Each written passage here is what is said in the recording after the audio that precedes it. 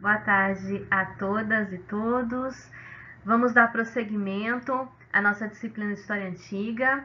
Eu sou a professora Ana e agora nós vamos iniciar a unidade 2 da nossa disciplina, em que nós vamos discutir como a História Antiga tem sido apresentada nas escolas da educação básica, do ensino fundamental e médio.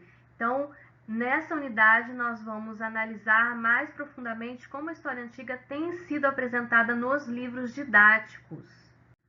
E essas são reflexões muito relevantes para um curso de licenciatura como o nosso. O nosso texto base continua sendo o livro do professor Gilvan Ventura da Silva, Os Antigos e Nós, Ensaios sobre Grécia e Roma. Está disponível para vocês integralmente na nossa plataforma de aprendizagem virtual, o Moodle, e é o livro que nós vamos usar até o final da disciplina. Eventualmente, vocês já observaram que eu estou postando na plataforma outros artigos, outras sugestões de leitura, mas esse aqui é o nosso texto base e é o que vai nos guiar nessa aula de hoje. Tá? E o texto traz uma grande preocupação, uma preocupação de como a história antiga tem sido ensinada no ensino fundamental e no ensino médio por meio dos livros didáticos. E o texto, se vocês observaram, não pretende dizer que você não pode usar o livro didático, que todos são ruins, que todos são péssimos. Ou seja, não pretende deslegitimar o uso do livro didático pelo professor. Ele é sim um instrumento válido, mas o texto nos instiga a questionar se um livro didático, um autor, uma coleção inteira de livros é mais adequada ou menos adequada para os objetivos de aprendizagem que vocês têm com seus alunos. Então, o que nós queremos nessa unidade, o que eu quero de vocês nessa unidade é que vocês, ao final desse estudo, vocês sejam capazes de problematizar, de criticar, de pensar se o livro didático é um instrumento, o livro didático que você está usando na escola que você vai trabalhar, que você já trabalha, é um instrumento pedagógico eficaz para o ensino de história antiga, que é o caso que a gente vai analisar aqui.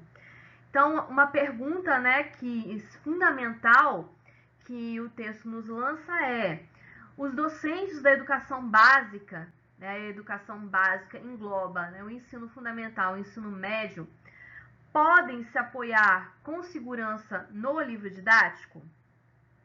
Em muitos casos, nós sabemos que o livro didático é o único material disponível ao professor, ou ele não tem muitos recursos na escola, não tem muita variedade de fontes, ou então ele nem tem tempo para buscar outras coisas, dada a carga horária extensa que muitos têm, ou então não tem condições financeiras mesmo de adquirir e acaba usando material que é adquirido pela escola. Então, para responder essa questão, o texto se divide em 3 momentos que nós vamos analisar a partir de agora. Qual a metodologia usada pelos autores dos livros didáticos, os equívocos usados, os equívocos no uso das fontes históricas e os limites da aplicação, na aplicação da metodologia de ensino. Então, são esses os 3 pontos que eu quero tratar com vocês aqui hoje. Então, falemos agora da primeira parte do texto, a metodologia da história e seus entraves. Bom, antes de falar do texto propriamente dito, vamos esclarecer o que é metodologia da história. Acho que vocês vão estudar um pouco mais à frente, em outras disciplinas. Então, eu vou falar para vocês de forma muito simplificada. Tá? Grosso modo, podemos falar que metodologia metodologia da história é a forma como a história se constrói, é a forma como a construção do conhecimento histórico é feita. Metodologia se refere à forma de fazer, então ao caminho para se construir algo. E metodologia da história, então, é a forma como a gente pensa os instrumentos que estão à disposição do historiador para, assim, construir uma narrativa sobre o passado. E quais são os instrumentos que estão disponíveis ao historiador? são as fontes históricas. Eu vou falar um pouco mais à frente, tá? Mas então são os documentos, né, materiais ou imateriais, que o historiador usa na sua pesquisa e também pode usar no ensino de história, né? Alguns instrumentos metodológicos para vocês terem uma noção do que seja, né? A história oral, né, é um instrumento metodológico que a história usa, né? Ou seja, pegar relatos de pessoas que vivenciaram alguma situação histórica, né? História e imagem, né? Utilizar fotografias, utilizar pinturas.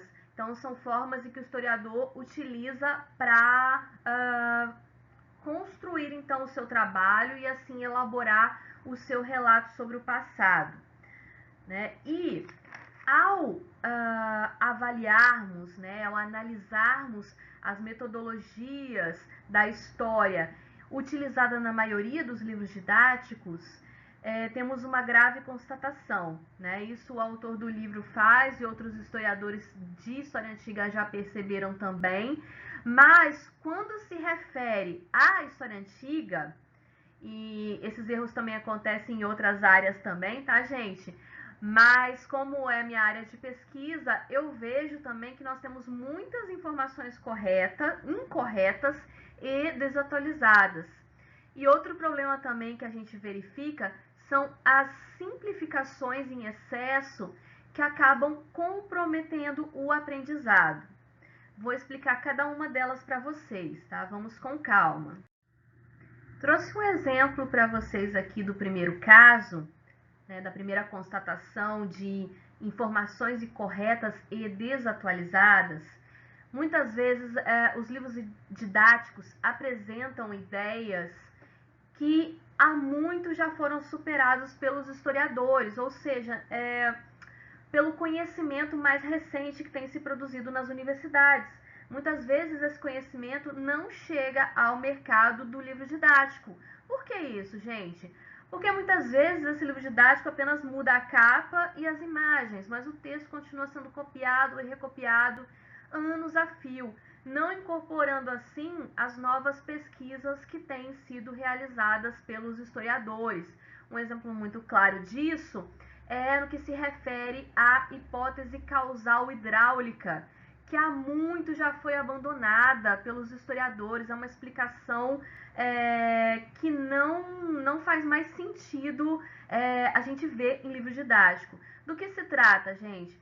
É a ideia de explicar o surgimento das civilizações, dos primeiros impérios, do Estado na região do Oriente Próximo, também chamado de Crescente Fértil, né, ali na região do Egito, da Mesopotâmia, né, onde teriam surgido as primeiras civilizações, né, da humanidade, explicando isso pela mobilização de mão de obra para a construção de canais, né, para controlar as cheias dos rios.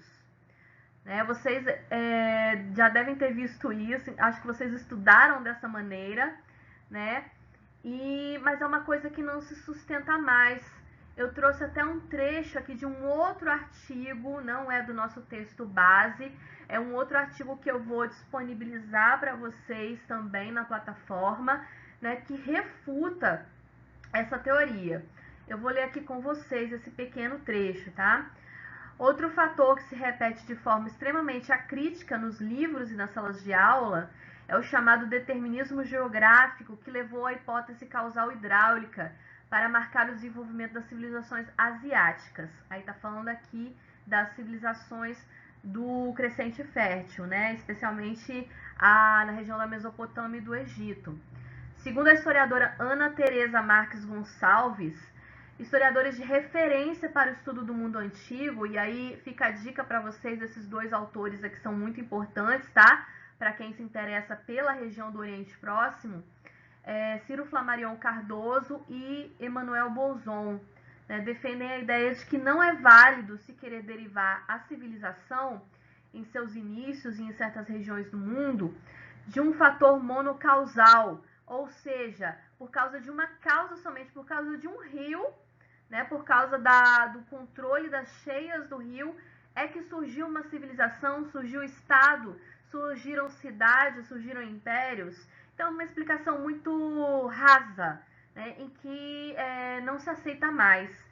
Tá? Mas, na verdade, é uma série de fatores reunidos que levaram ao início da civilização. Infelizmente, aqui a gente não tem tempo para discorrer sobre isso, mas se você tem interesse, procura esses autores, né, Ciro Flammarion Cardoso, Emmanuel Bolzon, que são ótimas referências sobre o assunto.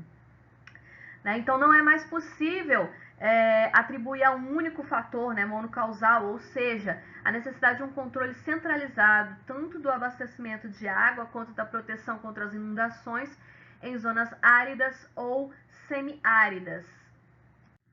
Continuando ainda a citação do artigo, né, abre aspas, esse determinismo simplista, ou seja, explicar uma situação tão complexa por meio de uma única causa, é ao mesmo tempo geográfico e técnico presente nas formulações iniciais de Marx e Engels, né, porque essa hipótese causal hidráulica acabou sendo desenvolvida a partir da leitura dos textos de Marx e Engels, né?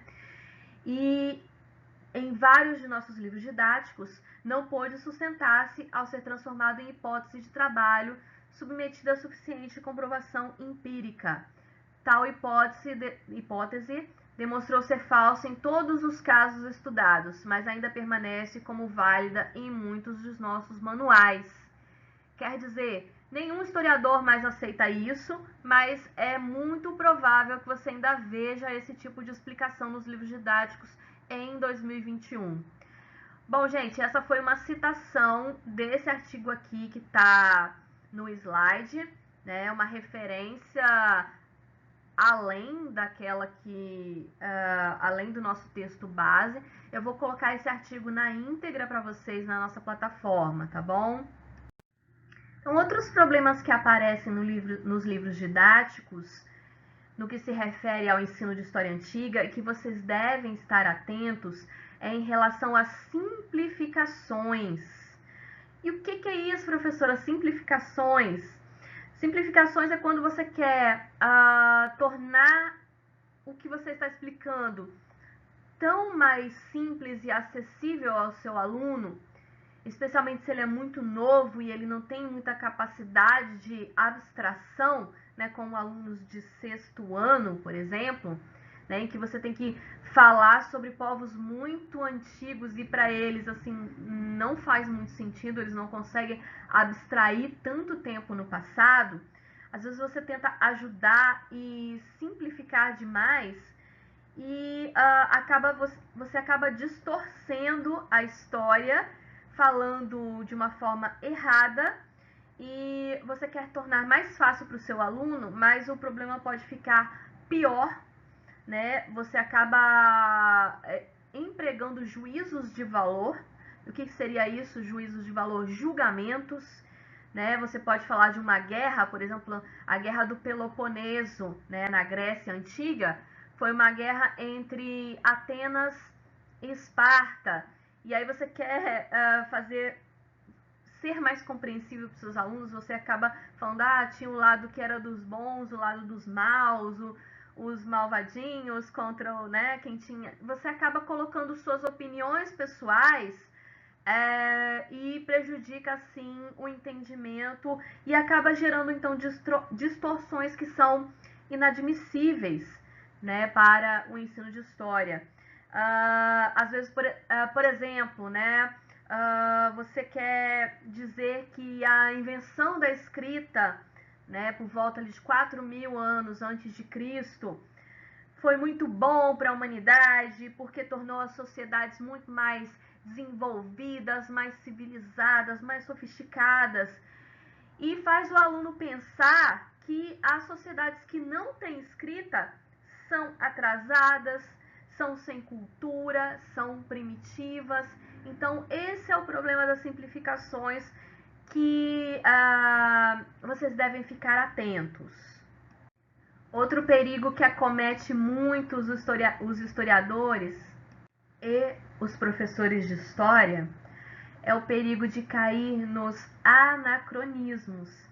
E fiquem atentos a isso, porque vocês vão ouvir essa palavra muito ainda ao longo desse curso, tá? Então vou dar uma pequena explicação bem simples aqui para a gente entender, mas vocês vão ver isso mais profundamente em outras disciplinas possivelmente. Bom, o que é o anacronismo? É quando você olha para o passado com o seu pensamento de homem, de mulher moderna, de agora, né? É um olhar moderno para as práticas do passado.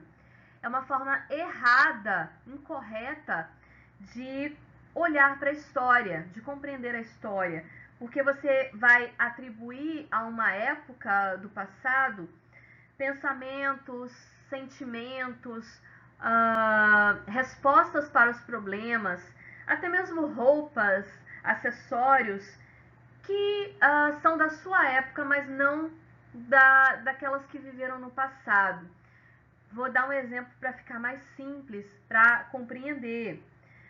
Por exemplo, falar que porque existiam algumas pessoas que faziam empréstimo de dinheiro na Roma Antiga, então nós já temos capitalismo. É um anacronismo.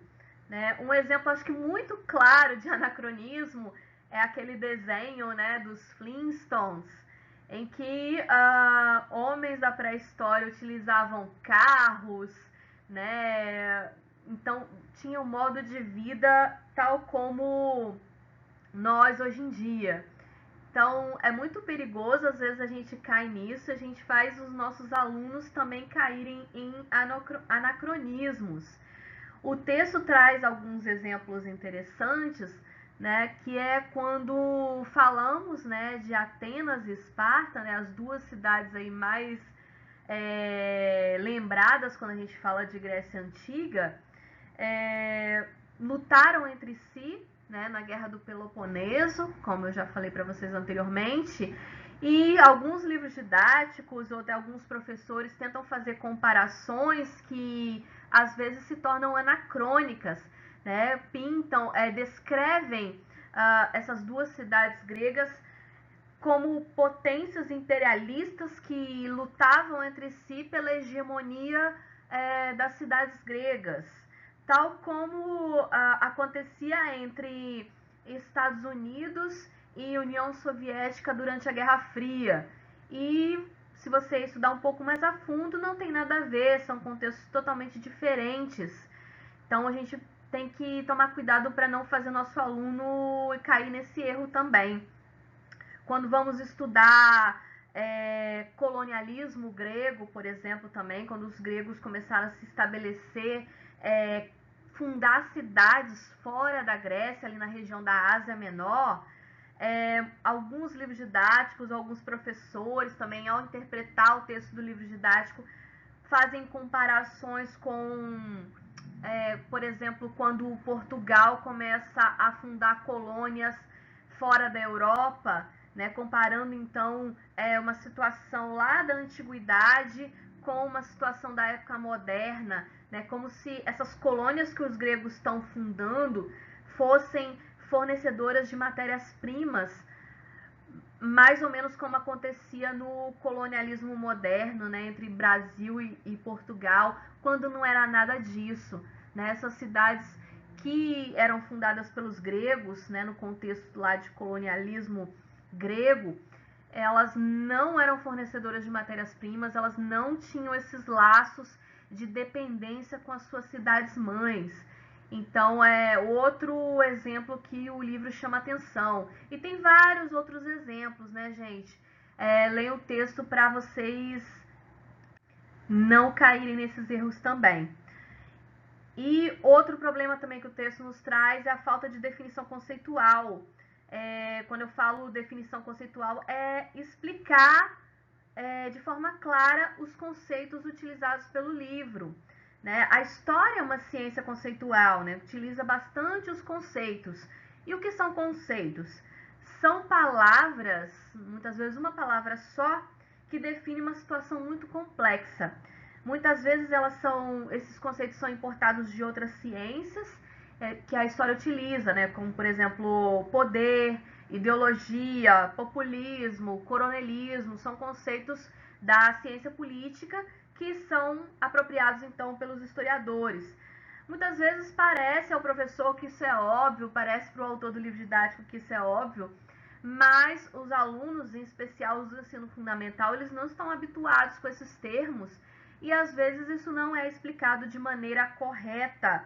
Muitas vezes são jargões que as crianças menores, né, nem conhecem. E também pode levar a erros de anacronismo. Por exemplo, utilizar conceitos que não cabem a determinados períodos. Por exemplo, falar de feminismo na Grécia Antiga, quando o feminismo é uma realidade, é um fenômeno muito recente, né, na nossa história da humanidade. Muitas vezes os livros, quando vão falar de Grécia e Roma, né, usam termos como tirania, ditadura, e esses termos, eles podem levar os alunos a compreender de forma errada, porque eles têm significados muito diferentes do que tem hoje, né? Por exemplo, a tirania, hoje em dia se refere a um governo ruim, né? Um governo tirânico, mas a tirania na Grécia Antiga se referia a um governo temporário. É a mesma coisa que ditadura, né? A ditadura é uma instituição de caráter extraordinário dentro da República Romana, então não tem necessariamente o mesmo sentido que tem hoje. E agora vamos ao segundo momento do texto, quando ele vai se preocupar com a forma como o livro didático trabalha as fontes históricas. Novamente, fontes históricas é um termo que vocês vão ouvir bastante ainda. Eu acho que talvez vocês já estão estudando em teorias da história, mas eu vou definir aqui muito rapidamente para vocês, né? Fontes são itens materiais, ou seja, aquilo que você pode tocar, e imateriais, o que você não pode tocar, produzidos pelo ser humano, utilizados pelos historiadores para fazer a investigação sobre o passado. É o material que nós trabalhamos, né, gente, para fazer nossas investigações. A gente não trabalha com achismos, a gente não trabalha com suposições, a gente trabalha com fontes. Por isso que a história é uma ciência, né? Ela usa o método científico, ela tem o seu próprio método. E a base, então, do trabalho do historiador é o trabalho com as fontes. E elas podem ser de diversos tipos, né? Elas podem ser fontes materiais, né, que você toca, você pode pegar uma escultura e analisar, você pode pegar um quadro, um poema, mas também elas são imateriais, pode ser músicas, pode ser até mesmo comidas típicas de uma região, né? Tudo isso é fonte para o historiador, né? Elas podem ser textuais, ou seja, escritas, né, como poemas, discursos, cartas, diários, até mesmo a homilia em uma missa. Tudo isso pode ser utilizado como fonte para o historiador. Não necessariamente precisa ser um documento oficial produzido por um governo, né? Nós também temos as fontes que são chamadas imagéticas ou iconográficas, né, que é o termo que o texto usa, né, que se refere então a aquilo que é imagem, né, foto, pintura. E no caso do livro didático, vocês vão ver mais as fontes escritas e iconográficas mesmo.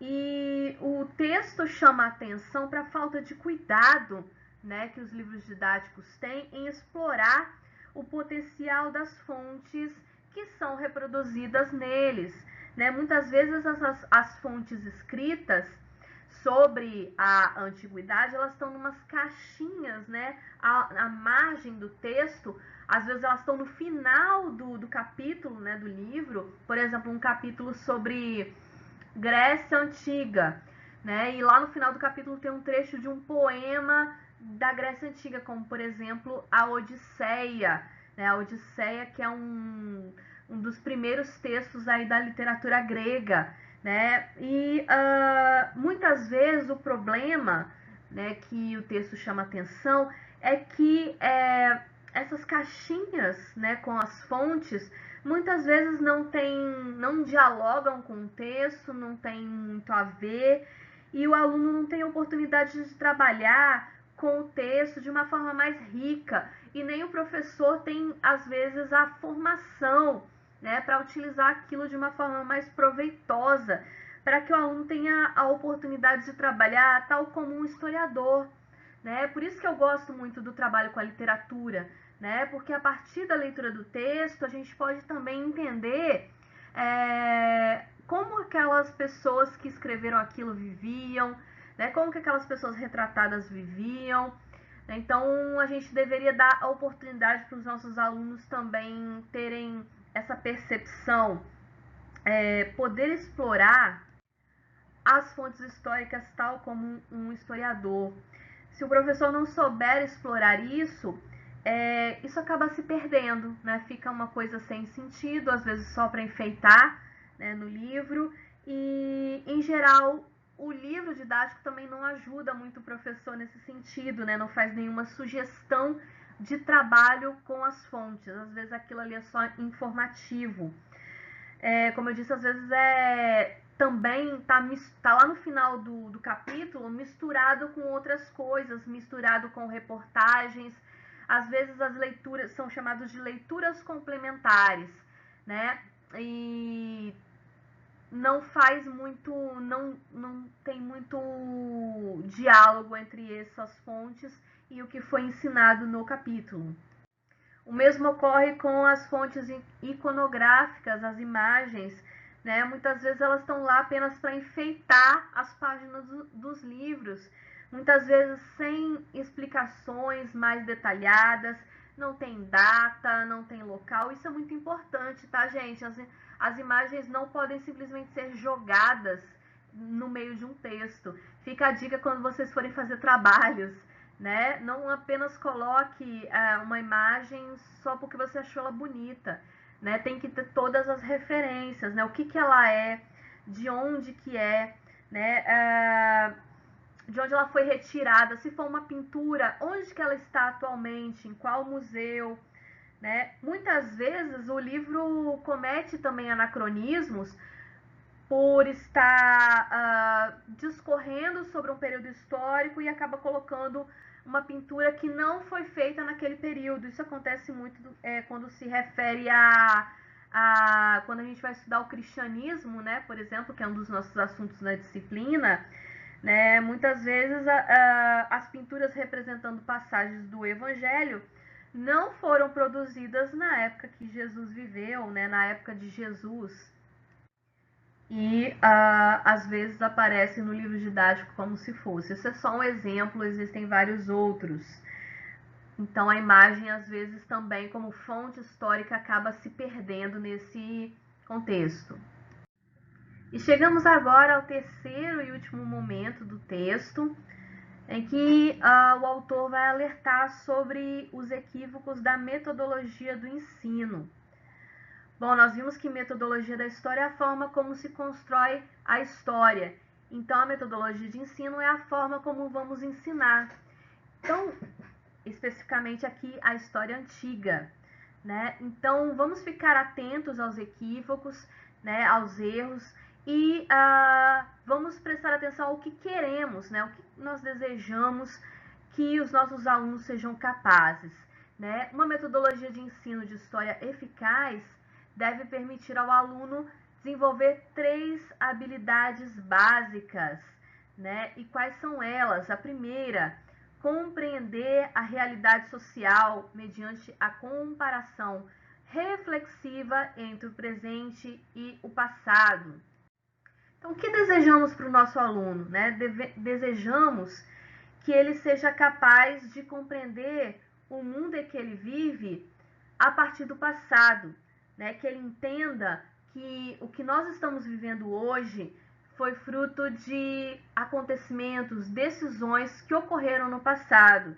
Se hoje em dia existem pessoas que são mais pobres, né, que vivem uma situação de miséria, foi por causa das ações do passado, né, que eles não vivam de forma alienada no mundo. Então, nós devemos estimular, sim, nossos alunos a compreender o presente a partir do passado, mas nós temos que ter muito cuidado, porque nem tudo é passível de comparação. Às vezes a gente tenta facilitar demais o aprendizado para o nosso aluno e a gente pode cometer erros, né, equívocos graves, como já comentamos anteriormente, né, comparando o que não é comparável. E um exemplo que o texto traz é quando o professor vai ensinar Roma Antiga, né, e a reforma agrária dos irmãos Graco, né, irmãos Graco eram 2 tribunos da plebe que lutaram, inclusive foram assassinados pelo seu desejo de redistribuição de terras dentro do Império Romano. E aí o professor começa a comparar com a reforma agrária no Brasil, com os desejos, com os pedidos de reforma agrária no Brasil. Né? Isso pode levar os alunos a pensar que os antigos tinham os mesmos desejos, tinham as mesmas preocupações, tinham os mesmos pensamentos que os homens da atualidade, as pessoas da atualidade. E reagem, então, da mesma forma que as pessoas de agora. Isso pode gerar vários problemas, tá, gente? E é uma questão que eu vejo recorrente entre os mais jovens, que a gente pode chamar de presentismo. É a ideia de que o mundo que ele vive, o agora, sempre foi assim. Que todos os povos, de todas as épocas, de todos os lugares, sempre viveram da maneira como nós vivemos. Que todos os pensamentos, que todos os gostos, que o mundo sempre foi assim, que nunca mudou.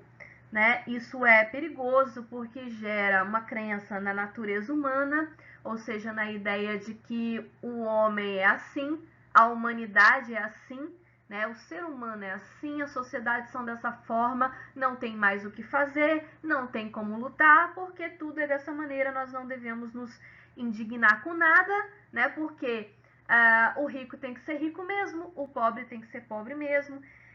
E começa então a desenvolver uma crença e uma concepção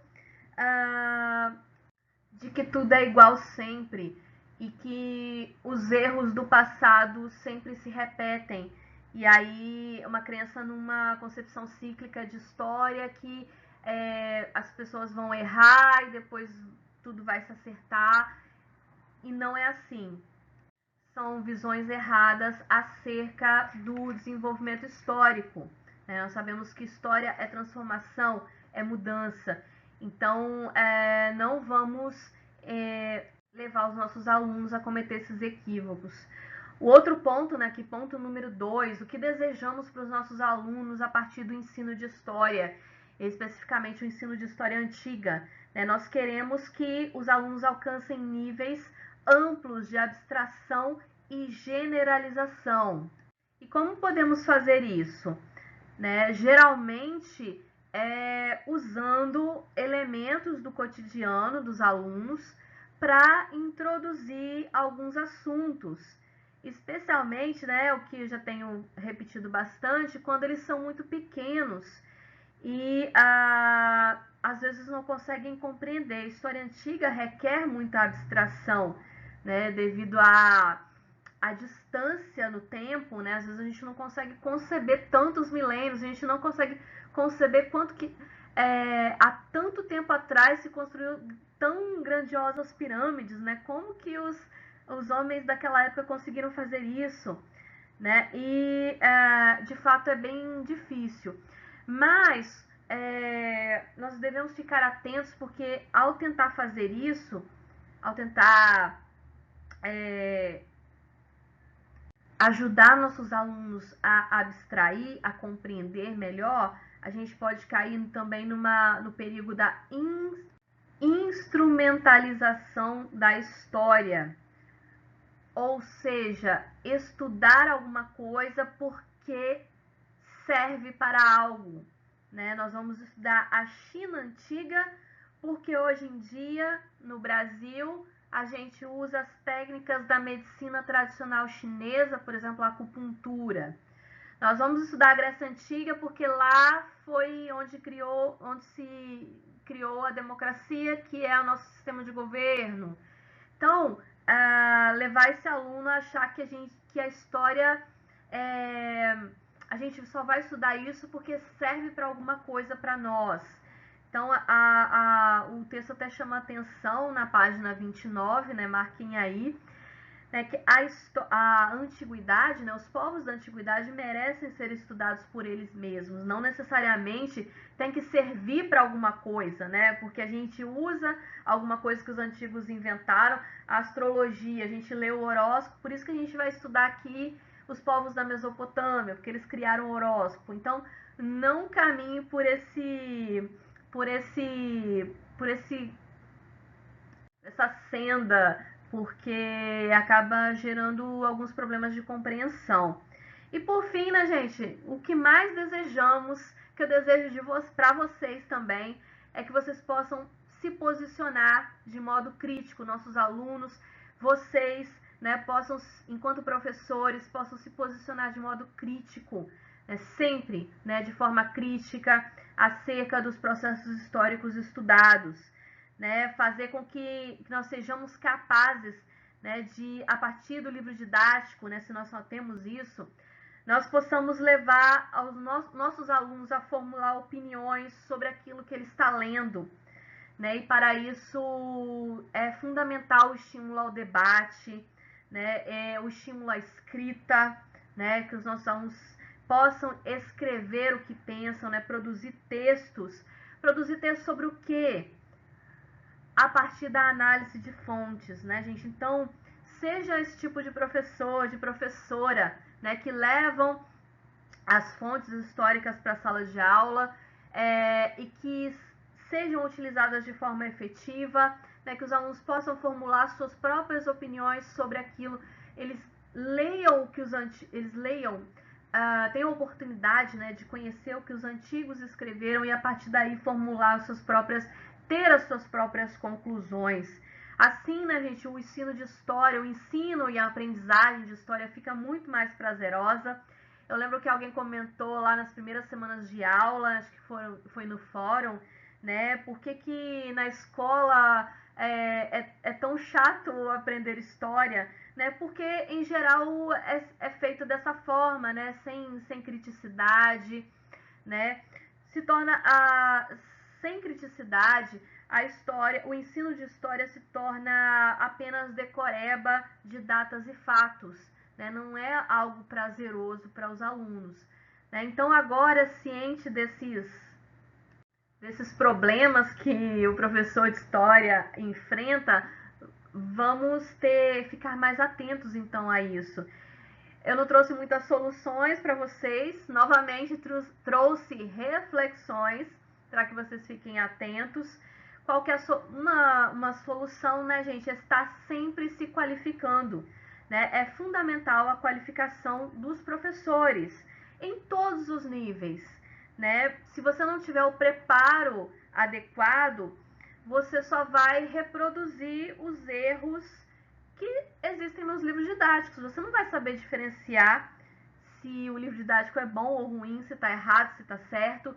Então, o conselho, né, para fechar a aula é esse, gente. Então, estejam sempre estudando, se aprimorando, procurando saber quais são as novidades, quais são as últimas ideias que os historiadores têm lançado, para vocês oferecerem o melhor para os seus alunos.